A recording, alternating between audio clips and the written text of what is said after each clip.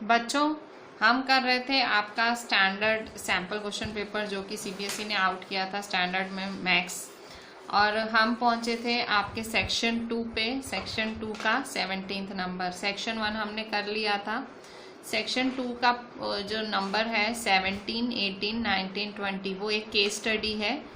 Case study मतलब आपको एक पैराग्राफ दिया होता है और उस पर से आपको आंसर्स लिखने होते हैं, और ये आपकी टेक्स्ट बुक से रिलेटेड ही होता है, मतलब आपके जो चैप्टर्स हैं उसमें से ही होता है, बट थोड़ी सी इसमें आपको अपनी अंडरस्टैंडिंग दिखानी पड़ती है। सो ये केस स्टडी इस साल जो सीबीएसई ने नया इंट्रोड्यूस किया है, पर अच्छी बात यह है कि पहले केस स्टडी पूरी ऐसे आपको समझाया जाता है, इसके बाद आपको एमसीक्यू के फॉर्म में ही क्वेश्चंस होते हैं। सो ये बहुत अच्छी बात है, आप मतलब ये एक तरह का एमसीक्यू हो गया, ठीक है। सो आप ऐसे बोल सकते हो टोटल 4 आपको केस स्टडी सॉल्व करनी है, और हर केस स्टडी में 4-4 मार्क मिलेंगे आपको। एक एमसीक्यू है, मतलब टोटल आपको 16 एमसीक्यूज होंगे, ठीक है। सो 16 मार्क का है ये आपको, एंड हर केस स्टडी में 5-5 क्वेश्चंस हैं, और उन 5 में से सिर्फ 4 ही अटेम्प्ट करने हैं, ठीक है। सो एमसीक्यू टाइप ही है और थोड़ी सी अंडरस्टैंडिंग है आपकी। सो ये एक नई चीज़ इंट्रोड्यूस की है सीबीएसई ने, आप लोगों के बेनिफिट के लिए ही है। 16 मार्क्स मतलब आपकी अंडरस्टैंडिंग के हैं सारे, और कम्प्लीटली आपकी टेक्स्ट बुक बेस्ड ही है। टेक्स्ट बुक के अंदर से नहीं है, बट वो जो टेक्स्ट बुक के जो कॉन्सेप्ट्स हैं उस पे है ये केस स्टडीज, ठीक है। So class 10 section 2021 subject maths standard sample question paper, और ये है हमारा पार्ट 2, ठीक है। सो 17th देखो केस स्टडी बेस्ड 1, ठीक है। ये पहली केस स्टडी 17th नंबर, सन रूम, ठीक है। इस केस स्टडी का नाम है सन रूम। इसमें डायग्राम दिए गए हैं, एक सन रूम के प्लान को बताते हुए डायग्राम्स हैं, और ये जो सन रूम है वो एक दीवार पे बनाया जाएगा, और सन रूम की जो चारों दीवारें हैं वो स्क्वायर क्लियर ग्लास पैनल्स हैं, और जो सनरूम की जो रूफ है वो 4 क्लियर ग्लास पैनल्स ट्रिपेजियम है, और सारी सेम साइज की हैं। एक टिंटेड ग्लास पैनल है, और एक रेगुलर ऑक्टागन का आधा है, ठीक है। सो इस तरह से ये जो है सनरूम का इन्होंने थोड़ा सा हमको ब्रीफ दे दिया है। अच्छा, अब यहाँ ध्यान से देखें, ये देखो टॉप व्यू और फ्रंट व्यू उन्होंने दिखाया है, और पॉइंट्स भी देखो इन्होंने सारी मेंशन की हैं आपको। सो ये सब के हिसाब से आपको क्वेश्चंस के आंसर करने हैं। ए पार्ट है, इन्होंने ए पार्ट बोला है, और ए पार्ट में इन्होंने आपको बोला है रिफर टू टॉप व्यू, की टॉप व्यू की तरफ देखो, ठीक है। टॉप व्यू की तरफ देखो।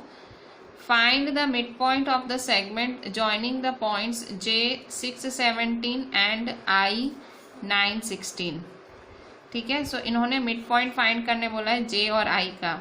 खैर आप डायग्राम की तरफ ना भी देखो तो आपको मिड पॉइंट का फॉर्मूला पता है, ठीक है। मिड पॉइंट का फॉर्मूला क्या होता है, x1 + x2/2 y1 + y2/2। सो वो फॉर्मूला लगा दो और आपका जो आंसर है, ठीक है। अब भले आप डायग्राम की तरफ ना देखो, पर ये एक मतलब एक सीधा सा सवाल है, मिड पॉइंट फाइंड करना है और मिड पॉइंट का फॉर्मूला पता होना चाहिए। सो आपके ऑप्शंस हैं 1, 2, 3, 4, इन चारों में से आपको ऑप्शंस चुनने हैं। सो वी आर गोइंग 17 का ए, ठीक है। 17 केस स्टडी का ए नंबर। सो 17 ए नंबर। सो जे पॉइंट दी हुई है इन्होंने, जे दिया हुआ है 6, 17, और आई पॉइंट दिया हुआ है 9, 16, ठीक है। सो आपको क्या फाइंड करना है, mid point. So mid point कैसे फाइंड करेंगे, mid point of J and I. So mid point का फॉर्मूला क्या होता है, x1 + x2/2 y1 + y2/2, ठीक है। ये मिड पॉइंट का फॉर्मूला होता है। सो यहाँ देखो, ये है x1, ये है y1, ये है x2, ये है y2, ठीक है। सो यहाँ देखो 6 + 9 / 2, 17 + 16 / 2। सो 6 + 9 क्या होगा, 15 / 2, 17 + 16 33/2, ठीक है। सो मिड पॉइंट फाइंड करनी है, तो आंसर आया 15/2, 33/2। सो कौन सा सही ऑप्शन है? ये वाला, थर्ड नंबर, ठीक है।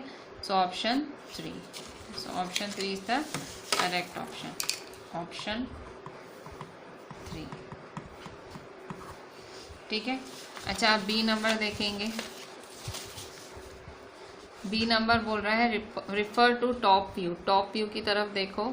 The distance of point P from Y axis is, क्या बोल रहा है कि टॉप व्यू की तरफ देखो और बताओ कि P का डिस्टेंस y एक्सिस से कितना है, ठीक है। सो टॉप व्यू की तरफ देखते हैं, ये है टॉप एक्सिस, ठीक है। सो P का डिस्टेंस क्या बोल रहा है? P का डिस्टेंस y एक्सिस से कितना है? तो P पॉइंट दिख कहाँ रही है? ये रही P पॉइंट, यहीं दिख रही है। सो P का डिस्टेंस y एक्सिस से कितना है? सो देखो, ये है x एक्सिस, ये दिख रहा है, ये है x एक्सिस और ये है y एक्सिस, ठीक है। ये देखो, ये O है, O या ओरिजिन, जीरो भी बोल सकते हो, ओरिजिन ये O है, ये x एक्सिस और ये है y एक्सिस। कह रहा है P का डिस्टेंस y एक्सिस से कितना है? तो देखो, ये P है ना, ये P है, P की सीधाई में जाओ, सीधाई, तो ये देखो, ये y एक्सिस है, ये है ना y एक्सिस, ठीक है। अब काउंट करो कितना डिस्टेंस हुआ। सो ये P का डिस्टेंस y एक्सिस से कितना, तो यहाँ देखो, 1 बॉक्स, 2 बॉक्स, 3 बॉक्स और ये 3.5 बॉक्स। सो 3.5 बॉक्स हुआ। काउंट करो, देखो ये वाला, हाँ, ये y एक्सिस, ये काउंट करना है, ये देखो, ये वाला, ये y एक्सिस है, ठीक है। जैसे ग्राफ पेपर कैसे होता है, मैं आपको ग्राफ पेपर दिखाती हूँ। देखो बच्चों, ये मेरे पास एक ग्राफ है, तो मैं देखो पहले ग्राफ की अंडरस्टैंडिंग देखो। सपोज ये ओरिजिन है, ये O है, सपोज नहीं, ये ओरिजिन ही है, ठीक है। सो ये सारा आपका हुआ x एक्सिस, ठीक है, और ये सारा हुआ आपका y एक्सिस, ठीक है। ये x एक्सिस हुआ, ये y एक्सिस हुआ, ठीक है। अच्छा, अब यहाँ देखो, ये आपका ऐसे एक पॉइंट की दूरी पे होगा, ठीक है। सो ये देखो, ये 1 होता है, ये 2 होता है, ये 3, ठीक है। सो ये जो y एक्सिस है, अब सपोज मेरी यहाँ एक पॉइंट P है, सपोज यहाँ P है, तो मैं अगर आपसे पूछूं कि ये जो P पॉइंट है, ठीक है, अगर मैं आपसे पूछूं कि ये जो मेरी P पॉइंट है, ये कितनी दूरी पे है y एक्सिस से, आप कैसे काउंट करोगे?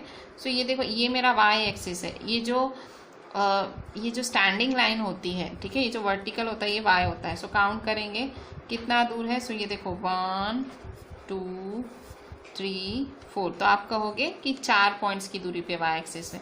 सो वैसे ही ये जो हमको क्वेश्चन पूछा गया है, इसमें भी देखो ऐसा ही है। देखो, ये P पॉइंट है, ये P पॉइंट है। सो y एक्सिस से इसकी दूरी कितनी है? 3.5, ठीक है, मतलब 3.5। मैंने, आप गिनो, आपके पास भी ऐसा होगा, क्वेश्चन पेपर होगा, सैम्पल क्वेश्चन पेपर नहीं गिन पा रहे तो यहाँ देख लो। देखो, 1 बॉक्स, 2 बॉक्स, 3 बॉक्स, 3.5 बॉक्स, ये देखो P हाफ पे है, तो 3.5 बॉक्स। सो अब यहाँ देखो कि P point 3.5 box, the distance of point P from y axis is 3.5। तो 3.5 तो है ही नहीं ऑप्शन में, तो 3.5 किसके नियर होता है? 4 के। सो 4, ठीक है। So first one, so option B का आंसर है फर्स्ट, बी, ठीक है। सो बी का आंसर है ऑप्शन 1 4, ठीक है। अब सी देखो, C, refer to front view, distance between points A and S is, A और एस के बीच में डिस्टेंस क्या है, ठीक है। सो ए एंड एस के बीच का डिस्टेंस, सो इसके लिए आपको डिस्टेंस फार्मूला पता होना चाहिए। डिस्टेंस फार्मूला क्या था? डिस्टेंस फार्मूला था x2 - x1 the whole square plus y2 - y1 the whole square, square root, हाँ, square root. So distance between A and S पूछ रहा है। सो अब ए कहाँ है और एस कहाँ है? सो distance between A and S,